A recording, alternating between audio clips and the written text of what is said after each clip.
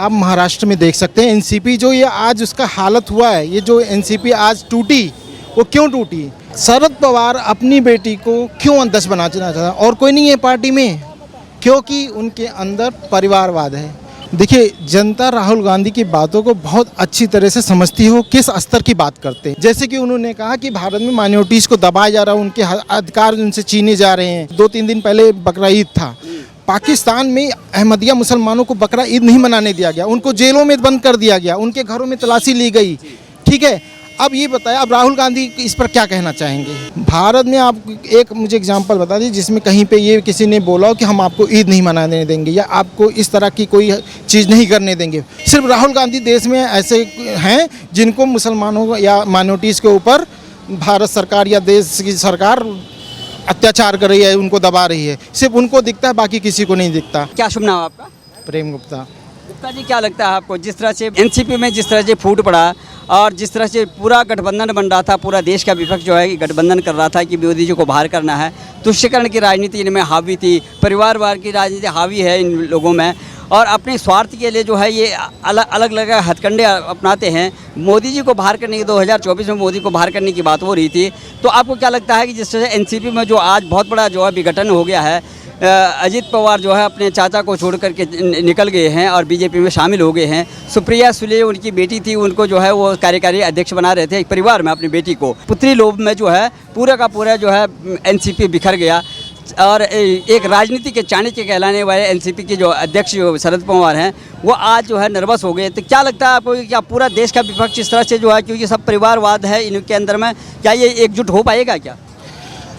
देखिए, सबसे बड़ा प्रॉब्लम इस देश में यही है ना कि जितने भी छोटी मोटी और बड़ी जो नेशनल लेवल की जो भी पार्टियां हैं, बीजेपी को छोड़ करके इवन कांग्रेस तक, ये सिर्फ अपने स्वार्थ के लिए गठबंधन कर रहे हैं, एक दूसरे से मिल रहे हैं, लेकिन इनका मिलना बिल्कुल व्यर्थ है। पूछिए क्यों? क्योंकि ये अपनी पर्सनल महत्वाकांक्षा को ऊपर रख के बात कर रहे हैं, देश हित में कोई बात नहीं कर रहा है। और उसका जीता जागता एग्जाम्पल आप महाराष्ट्र में देख सकते हैं। एनसीपी जो ये आज उसका हालत हुआ है, ये जो एनसीपी आज टूटी वो क्यों टूटी? ऐसा नहीं था कि वो देश हित में कुछ कर रहे हैं, वो अजीत पवार अपनी महत्वाकांक्षा को ऊपर रख के 2024 को ध्यान में रखते हुए सरकार में सम्मिलित होना चाहते हैं, जिसमें उनको ऐसा लगता है कि वो बहती गंगा में अपने आप को सम्मिलित करके उनकी नैया पार होगी। इसलिए उन्होंने एनसीपी को छोड़ करके बीजेपी में जुड़ गए। शरद पवार अपनी बेटी को क्यों अध्यक्ष बनाना चाहता और कोई नहीं है पार्टी में, क्योंकि उनके अंदर परिवारवाद है। उनको लगता है कि अगर हम नहीं, हमारे परिवार से कोई नहीं, तो फिर हमारी पार्टी नहीं चलेगी। लेकिन ऐसा नहीं है, देश में और भी बहुत अच्छे लोग हैं जो काबिल हैं, जो देश हित में बहुत सारा काम, पार्टी हित में बहुत अच्छा काम कर सकते हैं। लेकिन चूंकि अपनी महत्वाकांक्षा इतनी ऊपर है कि उसमें देश हित कहीं नहीं दिखता है। और यही हाल पूरे देश में, बिहार में, बंगाल में, ठीक, और दूसरे राज्यों में दिखता है, यूपी में भी दिखता है। अखिलेश यादव हो गए या बिहार में नीतीश कुमार हो गए या फिर बंगाल में ममता बनर्जी हो गई, इन सब का एक ही ध्येय है, किसी तरह से मोदी को हराओ। कोई देश के विकास के बारे में बात नहीं करना चाहता। मुस्लिम तुष्टीकरण इन लोगों का प्रथम जो फर्स्ट एजेंडा है कि किसी तरह से देश में जो मुस्लिम वर्ग है या मुस्लिम समाज हो उनका तुष्टीकरण हो और जाके देश में वोटों का एक तरह से ध्रुवीकरण हो जाए। ठीक है, लेकिन आप देखो जैसे राहुल गांधी अभी अमेरिका गए हुए थे, हाँ लंदन भी गए थे, अमेरिका भी गए थे, उन्होंने जाके वहाँ पे क्या बयान दिया कि देश में आज माइनॉरिटीज़ खतरे में, उनको हक नहीं मिल रहा है, उनको दबाया जा रहा है। ठीक, अब मैं राहुल गांधी या देश के उन सभी नेताओं से पूछ लेता हूँ कि भाई फ्रांस में जो कुछ आजकल हो रहा है, वहाँ की जो माइनॉरिटीज़ है या जो माइग्रेंट्स हैं, वो जो शरणार्थी जो माइग्रेंट्स हैं वहाँ पे, वो जो 3-4 दिनों में फ्रांस की हालत की है, पूरे फ्रांस उन्होंने, क्या उनको ऐसे देश में उनके हक नहीं मिल रहे थे? इतना बड़ा सेकुलर कंट्री, इतना प्रोग्रेसिव कंट्री जो फ्रांस, जो सारी दुनिया को हथियार बेचता है, टेक्नोलॉजी पे काम करते वो लोग, क्या वो उन लोगों का मतलब सप्रेशन कर रहे थे, नहीं हो रहा था। लेकिन ये माइंडसेट ऐसा, वो ध्रुवीकरण ऐसा होता है जो उनका माइंड जो मतलब दिमाग को ऐसा उन्होंने घुमाया कि वहाँ की जो माइनॉरिटीज़ हैं या जो किसी खास वर्ग के लोग हैं वो पूरे देश को तुले हुए हैं। तो जैसे हमारे देश की बात करते हैं, विपक्ष जो है अपने राजनीति में कायम रहने के लिए ऐसे ध्रुवीकरण करता है और इस तरह से जो है वो एक पक्ष को जो है मजबूत करने के लिए, पक्ष को जो है अपने फेवर में करने के लिए ये बात बोली जाती है कि यहाँ पे जो है आरएसएस है, बजरंग दल है, बीजेपी जो है धर्म की राजनीति करती है। तो क्या फ्रांस में तो कोई बीजेपी नहीं है, कोई आरएसएस नहीं है, बजरंग दल नहीं है, वहाँ क्यों आगजनी हो रही है फिर? तो उसका रीज़न ये है कि फ्रांस एक सेकुलर कंट्री है, बट उन्होंने जो माइग्रेंट्स लिए उन्होंने वहाँ पे भी लेफ्टिस्ट सरकार है, वहाँ पे लेफ्ट के लोग सरकार में, वो अपने आप को इस तरह रिप्रेजेंट करते हैं कि हम आइए, हम अपना दिल खोल के सबका स्वागत करते हैं। लेकिन कहीं ना कहीं उनसे भी एक तरह की गलती हो रही है, जो आने वाले 20-30 सालों का जो फ्यूचर है वो उन्होंने वो नहीं देखा। फ्रांस की हालत इसलिए क्योंकि उन्होंने इलीगल माइग्रेंट्स को अंदर आने दिया वोट के लिए, वोट बैंक की राजनीति कर रहे हैं, वहाँ भी हो रही है। सेम उसी तरह से अगर भारत के पूर्वी राज्यों में जाएं, असम में जाएं, बंगाल के किनारे जाएं, वहाँ पे इलीगल, हाँ रोहिंग्या, वो सारे इलीगल माइग्रेंट जो भारत में इलीगल तरीके से रह रहे हैं वही फसाद करते हैं। कोई भी एक जो सच्चा हिंदुस्तानी होगा वो अपने देश के खिलाफ नहीं खड़ा होगा, लेकिन जो ये बाहर के लोग आते हैं वो देश में फसाद करते हैं, देश में अलग तरीके का माहौल पैदा कर देते हैं, जिससे देश में आगजनी होती है, देश में विवाद होता है, दंगे हो जाते हैं। वो फ्रांस इसका जीता जाता एग्जाम्पल है। और एक तरह का देखा जाए पूरी ग्लोबल वर्ल्ड में, और इसमें ग्लोब में देखा जाए ना, तो इस समय एक ख़ास तरह का दुनिया के अंदर गुस्सा है। वो गुस्सा क्यों है? क्योंकि कुछ ख़ास तरह के लोग एक तरह का अपना कानून लाने की बात करते हैं, अपनी बात ऊपर रखना चाहते हैं। जो सेकुलर एक पूरा वो है, एक व्यवस्था है, उसमें एक पर्टिकुलर पर्सनल लॉ की बात करते हैं, वो नहीं हो सकता। सेकुलर कंट्री में नहीं चलता है ये। अगर आपको ऐसा कुछ करना है तो आप फिर नॉन सेकुलर में जाइए, फिर यहाँ क्यों आए, आना ही क्यों? तो इस तरह के लोग माइंडसेट अपना डेवलप करते हैं। तो जाहिर से लगातार आप देख रहे हैं कि जिस तरह से मोदी जी का जिस तरह विरोध होता है, यहाँ देशी में नहीं है, विदेशी मंचों से भी जो राहुल गांधी वहाँ कह रहे थे कि 1947 जैसी स्थिति है, मुस्लिम कम्युनिटी जो है बहुत ज़्यादा डेमोलिश है और ये सरकार जो है उन पर ध्यान नहीं दे रही है, बहुत ज़्यादा ध्रुवीकरण कर रही है और पक्षपात कर रही है। तो आपको क्या लगता है कि क्या देश की जनता समझती है कि क्या ये इस तरह से है? क्या मोदी जी इस तरह से कर रहे हैं? जिस तरह से गठबंधन करने की बात होती है, हर जगह विरोध होता है। अभी जो जैसे यूसीसी आ रहा है उसका भी विरोध हो रहा है। कांग्रेस हर मन से कह रहे हैं कि अभी ज़रूरत नहीं है इसकी, क्यों लेके आ रहे हो, 2024 नज़दीक आने वाला। जो भी कोई भी कानून बनता है, कोई भी डेवलपमेंट होता है, पार्लियामेंट बनी तो उसमें भी छीटाकशी, प्रधानमंत्री बाहर जाता है तो मौज मस्ती के लिए जाता है, इस तरह की सब बातें हो रही। तो क्या पब्लिक समझती है? देखिए, जनता राहुल गांधी की बातों को बहुत अच्छी तरह से समझती है, वो किस स्तर की बात करते हैं। जब वो बाहर जाते हैं तो माइनॉरिटीज़ और भारत में जो कुछ भी हो रहा है उसके मतलब जो अच्छी बातें हैं उसके विरोध में बोलते हैं। जैसे कि उन्होंने कहा कि भारत में माइनॉरिटीज़ को दबाया जा रहा है, उनके अधिकार उनसे छीने जा रहे हैं। ठीक है, अब आप मुझे ये बताएं, मैं आपको एक जीता जागता एग्जाम्पल देता हूँ। परसों ईद, 2-3 दिन पहले बकरा ईद था। पाकिस्तान में अहमदिया मुसलमानों को बकरा ईद नहीं मनाने दिया गया, उनको जेलों में बंद कर दिया गया, उनके घरों में तलाशी ली गई। ठीक है, अब ये बताएं, अब राहुल गांधी इस पर क्या कहना चाहेंगे? पाकिस्तान तो एक तरह का इस्लामिक कंट्री है, फिर वहाँ मुसलमानों के साथ ऐसा क्यों हो गया? भारत में आप एक मुझे एग्जांपल बता दीजिए जिसमें कहीं पे ये किसी ने बोला हो कि हम आपको ईद नहीं मनाने देंगे या आपको इस तरह की कोई चीज़ नहीं करने देंगे।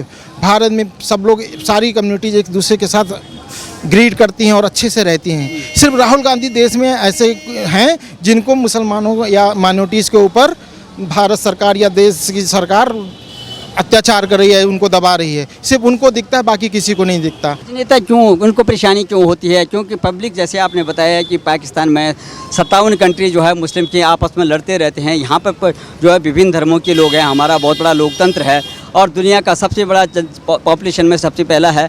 सबके रहमान आपके यूपी के हैं, हैदराबाद के जो है असदुद्दीन ओवैसी हैं।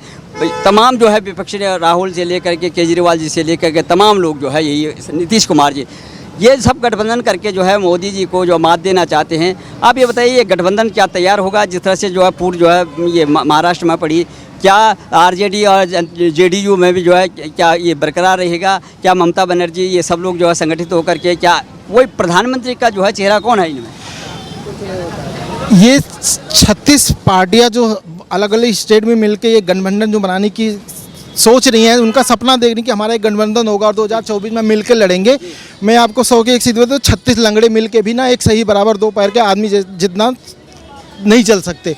तो ये लोग बस गठबंधन की बात कर रहे हैं, लेकिन देश में वो क्या करने वाले हैं, 2024 का क्या मुद्दा होगा, तो क्या एजेंडा होगा इनका, इस पे कोई बात नहीं कर रहा। अगर इनको पूछो कोई कि भाई आप इतने लोग मिल रहे हो, आप में से कौन ऐसा नेता है जो देश को लेकर आगे चलेगा 2024 के बाद, तो इनके पास कोई जवाब नहीं है।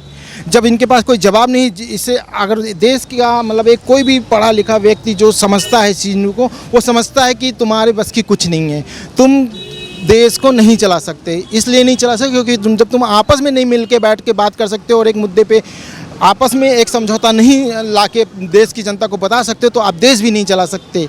और ऐसा इसलिए मैं कह रहा हूँ क्योंकि दूसरे स्टेट्स में जो भी ये पार्टियाँ अपना अपना काम कर रही हैं, इनका सरकार चलाने का जो तौर तरीका है वो भी कहीं ना कहीं एक संदेह के घेरे में है। ये किस तरह के, जैसे दिल्ली में केजरीवाल सरकार है, केजरीवाल सरकार में इनके 2 या 3 मंत्री जो बड़े ओहदों पे थे वो सब जेल में चले गए। क्यों चले गए?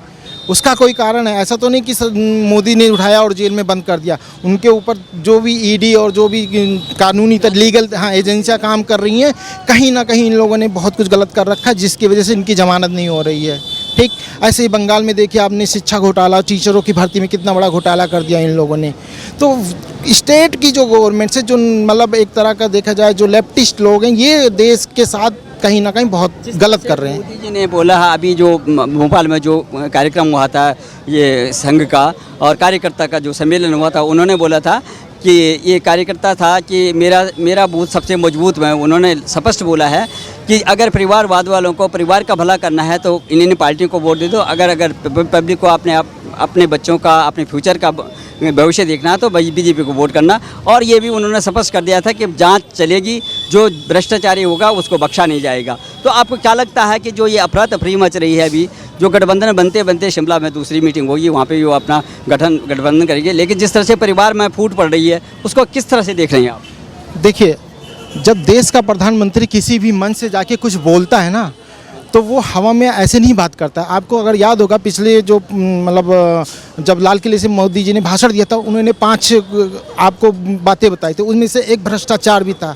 उन्होंने कहा था भ्रष्टाचार के ऊपर पूरी तरह से कार्रवाई, हम कठोर तरह से। देखिए, जनता राहुल गांधी की बातों को बहुत अच्छी तरह से समझती है, वो किस स्तर की बात करते हैं। जब वो बाहर जाते हैं तो माइनॉरिटीज़ और भारत में जो कुछ भी हो रहा है उसके मतलब जो अच्छी बातें हैं उसके विरोध में बोलते हैं। जैसे कि उन्होंने कहा कि भारत में माइनॉरिटीज़ को दबाया जा रहा है, उनके अधिकार उनसे छीने जा रहे हैं। 2-3 दिन पहले बकरा ईद था, पाकिस्तान में अहमदिया मुसलमानों को बकरा ईद नहीं मनाने दिया गया, उनको जेलों में बंद कर दिया गया, उनके घरों में तलाशी ली गई। ठीक है, अब ये बताया, अब राहुल गांधी इस पर क्या कहना चाहेंगे? पाकिस्तान तो एक तरह का इस्लामिक कंट्री है, फिर वहाँ मुसलमानों के साथ ऐसा क्यों हो गया? भारत में आप एक मुझे एग्जांपल बता दीजिए जिसमें कहीं पे ये किसी ने बोला हो कि हम आपको ईद नहीं मनाने देंगे या आपको इस तरह की कोई चीज़ नहीं करने देंगे। सिर्फ राहुल गांधी देश में ऐसे हैं जिनको मुसलमानों या माइनॉरिटीज़ के ऊपर भारत सरकार या देश की सरकार अत्याचार कर रही है, उनको दबा रही है। सिर्फ उनको दिखता है, बाकी किसी को नहीं दिखता। इस पर आप प्रहार करेंगे और वो उसी का एक क्रम है जिसमें ये सारे ईडी और जितने भी देश के कुछ बड़े बड़े लोग जेलों में हैं या उनके ऊपर जांच चल रही है, वो उसी का एक क्रम है। उसी क्रम में ये आगे बढ़े हैं। और जो मोदी जी कह रहे हैं वो बिल्कुल सही कह रहे, 20 लाख हज़ार करोड़ का जो घोटाला हुआ है वो कहीं ना कहीं वो हुआ है। पिछले 70 सालों में इन लोगों ने देश को बहुत लूटा है। अगर आप पीछे ज़्यादा 70 साल मत जाए, पिछले 2010 से लेकर 14 की बात कर लें, 2008 से लेकर 14 तक की बात कर लें, उसमें मैं आपको कितने हज़ार करोड़ का घोटाला मुझे पता है, जिसमें 2G घोटाला हो गया, कोल यहाँ स्पेक्ट्रम घोटाला हो गया, कितना कांग्रेस ने घोटाला ही कर दिया। तो वो घोटालों का कौन मास्टरमाइंड था? क्या कोई एक आदमी था? ऐसा नहीं है। ये पूरा एक तरह का नेक्सस है इन लोगों का, जो घोटाला करते हैं और आपस में इनको पता है इस देश में कुछ ऐसी कानूनी लीगल जटिलताएं जिनकी वजह से ये बच जाते हैं। लेकिन मोदी अब क्लियर कट ये बोल रहे हैं कि हम इन सब चीज़ों को कंट्रोल करेंगे, इस पे इसको सही करेंगे और जो भी दोषी होगा, जो भी घोटाला करता है या जो भी देश के हित के खिलाफ काम करता है, वो सब अंदर होंगे। 2024 में कोई है प्रधानमंत्री बनने लायक है इसमें? मैं as an Indian, as an common man, मेरे नज़र में 2024 में विपक्ष का कोई भी नेता ऐसा नहीं है जो अपनी दावेदारी प्रस्तुत कर सके कि हम भारत का प्रधानमंत्री बनने के लिए योग्य हैं। मेरी नज़रों में अभी तक कोई नहीं दिखा। क्यों? क्योंकि कोई ना कोई नेता किसी ना किसी तरह से एक तरफ झुका हुआ है। उनके अंदर परिवारवाद है, कहीं पे मुस्लिम तुष्टीकरण है या नोटों का तुष्टीकरण है। अगर इन सब मुद्दों पे आप चुनाव लड़ना चाहते हैं तो भारत की जनता आपको कभी भी सपोर्ट नहीं करेगी।